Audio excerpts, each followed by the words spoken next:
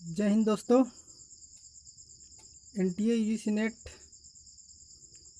2021 के लिए एग्ज़ाम में आने वाले कुछ क्वेश्चन है जो शिक्षण अवधारणा और प्रकृति पर आधारित क्वेश्चन है। ये क्वेश्चन अक्सर पूछा जाता है, बहुत अच्छा क्वेश्चन है, ऑब्जेक्टिव टाइप क्वेश्चन।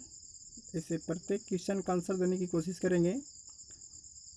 निम्नलिखित में से क्वेश्चन कहता है शिक्षण अवधारणा और प्रकृति पर आधारित क्वेश्चन है।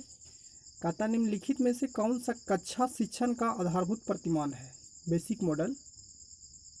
कौन सा कक्षा शिक्षण का आधारभूत प्रतिमान है। यहाँ पे देखना होगा हमारे पास ऑप्शन क्या है।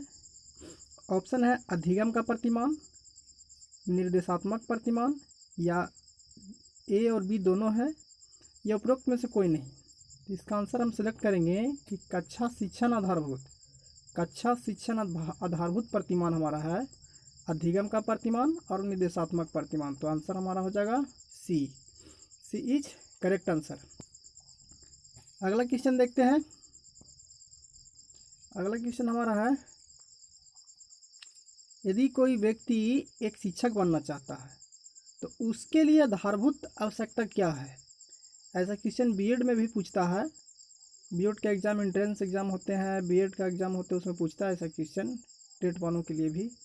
यदि कोई एक व्यक्ति शिक्षक बनना चाहता है तो उसके लिए आधारभूत आवश्यकता क्या है। इस ऑप्शन में से चुनना है शिक्षण में वास्तविक रुचि, या छात्रों को नियंत्रित करने के बारे में आत्मविश्वास, विषय का ज्ञान, या अच्छी अभिव्यक्ति। तो आपको इनमें से आंसर आपको सिलेक्ट करके देना है। चलिए इसका आंसर कौन सा है देखते हैं। इसमें कोई शिक्षक बनना चाहता है तो शिक्षण में तो रुचि है, ठीक है, वही बात, लेकिन सबसे महत्वपूर्ण चीज़ इसमें इस बात पर है कि विषय का ज्ञान होना बहुत ज़रूरी है। उसको कोई भी शिक्षक के लिए विषय का ज्ञान होना बहुत ज़रूरी है। चलिए तो इसका आंसर हमारा सी करेक्ट। तीसरा क्वेश्चन, निम्नलिखित में से कौन सा सत्य नहीं है। शिक्षण सिर्फ एक कला है, शिक्षण को केवल प्रशिक्षित किया जा सकता है, शिक्षक सदैव पैदाइशी होते हैं, उपरोक्त सभी सत्य नहीं है।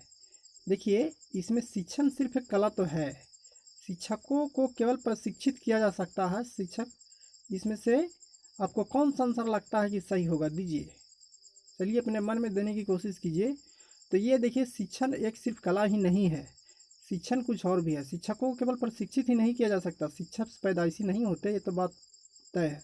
इसका आंसर इज करेक्ट आंसर हो जाएगा डी सही हो जाएगा। उपरोक्त में से कोई, इसमें से कोई सत्य नहीं है। चलिए चौथा क्वेश्चन देखते हैं। निम्नलिखित में से शिक्षक में सबसे वांछित कौशल कौन सा होता है। शिक्षक में सबसे वांछित कौशल जो होनी चाहिए शिक्षक को, वो कौन सा होता है देखते हैं। शिक्षक द्वारा कही गई बात छात्र की समझ में आना, निर्धारित पाठ्यक्रम पूरा करना, शिक्षण के समय छात्रों को मानसिक रूप से स्थिरीकृत रखना, कक्षा की गतिविधियों के बारे में उच्च अधिकारियों को सूचित करना। तो शिक्षक में सबसे वांछित कौशल ये तीन चीज़ का नहीं होना भी आवश्यक नहीं है, लेकिन ये जो मस्ट वैल्यूएबल है जिसमें है वो ये चीज़ है, शिक्षक द्वारा कही गई बात छात्र को समझ में आना बहुत ज़रूरी है। इसलिए निम्नलिखित में से शिक्षक में सबसे वांछित कौशल कौन सा है, तो इसका आंसर इज ए वाला सही हो जाएगा, ठीक है। अब आगे बढ़ते हैं। अब देखना है इसमें बहुत इंपॉर्टेंट क्वेश्चन ये वाला है, पांचवा क्वेश्चन बहुत बड़ी क्वेश्चन है। ऐसा क्वेश्चन एनटीए ने पूछता है और ये आंसर हमें देने की कोशिश आप लोग भी करें, और बहुत अच्छे क्वेश्चन है, इंटरेस्टिंग क्वेश्चन है। यहाँ से क्वेश्चन पूछता है, कोई क्वेश्चन ऐसा पूछता है। यहाँ पर 1 2 3 तरह के क्वेश्चन बनाया जा सकता है। यहाँ से आप एक ही क्वेश्चन में यहाँ सम्मिलित किया गया है।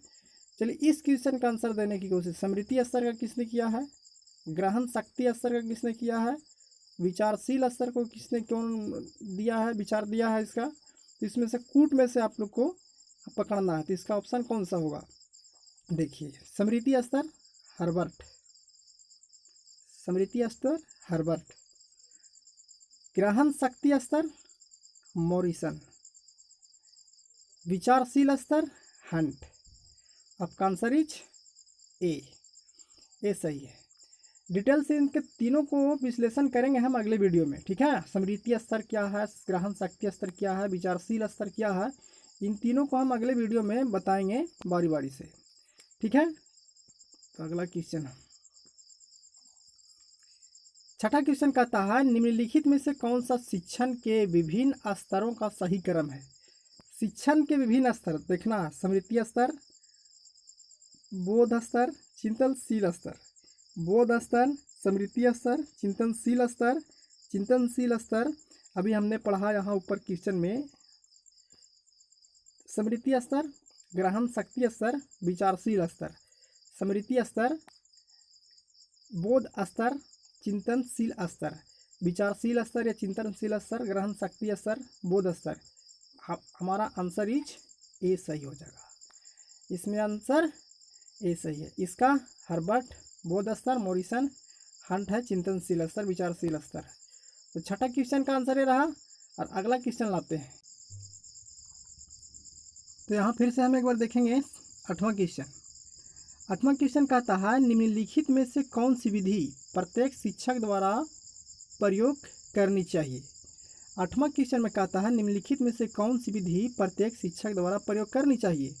इस विश्लेषणात्मक, संश्लेषणात्मक, या तो संश्लेषणात्मक विश्लेषणात्मक, या केवल विश्लेषणात्मक नहीं, केवल संश्लेषणात्मक भी नहीं, ये दोनों कोई भी शिक्षक को प्रयोग करना चाहिए। तो ये दोनों विश्लेषणात्मक और संश्लेषणात्मक करनी चाहिए। अगला क्वेश्चन कहता है सूची 1 को सूची 2 में मिलान कीजिए। संपूर्ण से अंश, संपूर्ण से अंश, स्व अध्ययन या भावना का प्रशिक्षण। 9वां क्वेश्चन का आंसर कौन सा होगा, देने की कोशिश करेंगे। तो 9वां क्वेश्चन का आंसर इसमें देखते हैं हम। तो संपूर्ण से अंश की बता रहा है गेस्टाल्ट मनोवैज्ञानिक की ओर जाना, इसको इसमें जोड़ेंगे। स्व अध्ययन में कहता है तो स्व अध्ययन डाल्टन का सिद्धांत है। भावना का प्रशिक्षण ये इसमें जुड़ेगा, तो आंसर इज हमारा ए सही है, करेक्ट। चलिए फिर से एक बार हम देखेंगे, बहुत इंपॉर्टेंट क्वेश्चन है, ऑब्जेक्टिव क्वेश्चन है, वीवीआई क्वेश्चन कराई जा रही है यहाँ पे। निम्नलिखित में से कौन सा कथन शिक्षण की प्रकृति को दर्शाता है। बहुत अच्छे क्वेश्चन है, बहुत बेहतरीन क्वेश्चन है। निम्नलिखित में से कौन सा कथन शिक्षण की प्रकृति को दर्शाता है। निम्नलिखित में से कौन सा कथन शिक्षण की प्रकृति को दर्शाता है। तो यह एक कला है, यह एक विज्ञान है, यह विज्ञान एवं कला दोनों है, यह ना तो कला है और ना ही विज्ञान है।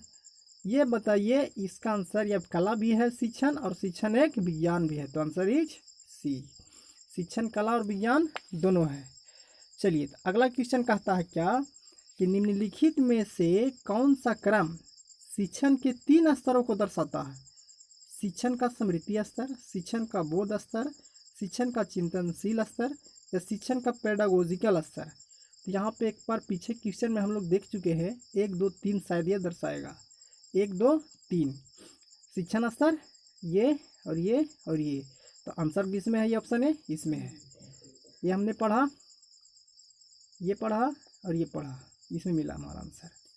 चलिए अगला क्वेश्चन देखते हैं। निम्नलिखित में से शिक्षण में कौन सा मुख्य परिवर्तन आधुनिक समय में मुख्यतः देखने को मिलता है। आज के समय में शिक्षण में कौन सा ऐसा परिवर्तन देखने को मिलता है। चलिए इस क्वेश्चन को हम लोग आंसर देने की कोशिश करेंगे। यह शिक्षार्थी केंद्रित होती जा रही है, यही बात सही है, यह शिक्षार्थी केंद्रित होती जा रही है। जी हाँ। अब कहता है क्वेश्चन क्या, अगला क्वेश्चन कहता है 13वां क्वेश्चन कि जब विद्यार्थी आत्मनिर्देशित होता है तो ऐसी स्थिति को दर्शाने के लिए निम्न में से कौन से शब्द का प्रयोग किया जाता है। चलिए देखते हैं, पेडागोजिकल या अंडरगोजिकल या दूरस्थ शिक्षा, उपरोक्त में से कोई नहीं। 13वां क्वेश्चन का आंसर देने की कोशिश करेंगे तो इसका है अंडरगोजिकल, इसका आंसर ये राइट होगा, ठीक है।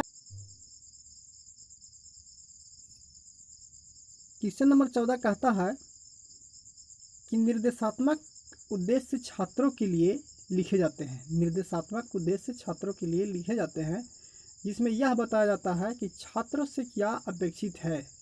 निम्न में से कौन सा से लक्षण ऐसे उद्देश्य में होने चाहिए। तो आपका आंसर इज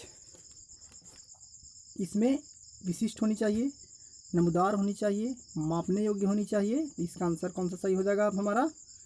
हमारा इसका आंसर हो जाएगा डी, सही हो जाएगा।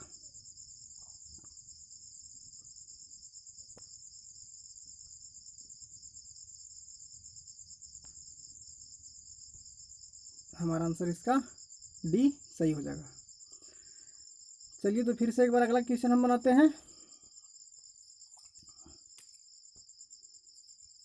निम्नलिखित में से कौन सा कथन गतिशील शिक्षण वातावरण के संदर्भ में सही है? गतिशील शिक्षण वातावरण के संदर्भ में सही है। 15वां क्वेश्चन कौन सा आंसर सही होगा? शिक्षक एक आश्रित चर है और छात्र एक स्वतंत्र चर है। जी नहीं, ये बिल्कुल गलत है, उल्टा है। शिक्षक एक स्वतंत्र चर है और छात्र आश्रित चर है, ये बात सही है। ठीक है, अब यहाँ पे आंसर हमारा ये सही हो गया। अगला क्वेश्चन, निम्नलिखित शिक्षण स्तर में से कौन सा स्तर कक्षा के पर्याप्त वातावरण के लिए खुला और स्वतंत्र होना आवश्यक है? तो 16वां क्वेश्चन का आंसर देखेंगे हम लोग। शिक्षण स्तर में कौन सा स्तर कक्षा के पर्याप्त वातावरण के लिए खुला और स्वतंत्र होना आवश्यक है? तो इसका आंसर 16 का आंसर हो जाएगा सी, चिंतनशील स्तर। ठीक है, अगला क्वेश्चन देखेंगे हम। पाठ्यक्रम शब्द का क्या अर्थ है? इसमें से चुनना है। पाठ्यक्रम शब्द का क्या अर्थ है? तो देखेंगे पाठ्यक्रम शब्द का क्या अर्थ है। एक शैक्षणिक संस्था के द्वारा अध्ययन के विषय में पेशकश, शैक्षणिक संस्थानों के द्वारा निर्धारित लक्ष्यों को प्राप्त करने हेतु सीखने और अन्य अनुभवों का आयोजन करना। विभिन्न विषयों में निर्धारित पाठ्यक्रम, व्यवहारिक पाठ्यक्रम और परियोजना शोध प्रबंध। शिक्षा के स्तर को अर्हता प्राप्त करने के लिए सिद्धांत और व्यवहारिक पाठ्यक्रम पूरा करना। इसमें से हमारा आंसर कौन सा सही होगा? 17 का आंसर ढूंढना है। 17 का आंसर ये है, शैक्षणिक संस्थानों के द्वारा निर्धारित लक्ष्यों को प्राप्त करने हेतु सीखने और अन्य अनुभवों को आयोजन करना। तो हमारा 17 का आंसर ये, पाठ्यक्रम का आंसर ये सही है। चलिए अगला क्वेश्चन, संज्ञानात्मक ज्ञान क्षेत्र का वर्गीकरण निम्न में से किसके द्वारा प्रस्तुत किया गया? बेंजामिन एस ब्लूम या स्किनर, करथवहल या स्पिमसन के द्वारा? 18वां क्वेश्चन का आंसर है बेंजामिन एस ब्लूम। संज्ञानात्मक ज्ञान क्षेत्र का ये जो क्वेश्चन है, इसके बारे में हम अगले वीडियो में बताएंगे। ये इसके द्वारा क्या था, संज्ञानात्मक ज्ञान क्षेत्र, बेंजामिन एस ब्लूम ने। चलिए आंसर ये हो गया आपका। निम्नलिखित में से कौन सा शब्द पहले से सीखी गई सामग्री का उपयोग करने को प्रतिबिंबित करता है? निम्नलिखित में से कौन सा शब्द पहले से सीखी गई सामग्री का उपयोग करने को प्रतिबिंबित करता है? क्वेश्चन धारणा, अनुप्रयोग, ज्ञान या विश्लेषण? 19वां क्वेश्चन देखेंगे हम। 19वां क्वेश्चन का आंसर हो जाएगा हमारा अनुप्रयोग।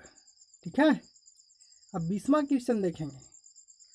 20वां क्वेश्चन कहता है कि निम्नलिखित में से संज्ञानात्मक ज्ञान क्षेत्र का उच्चतम स्तर कौन सा है?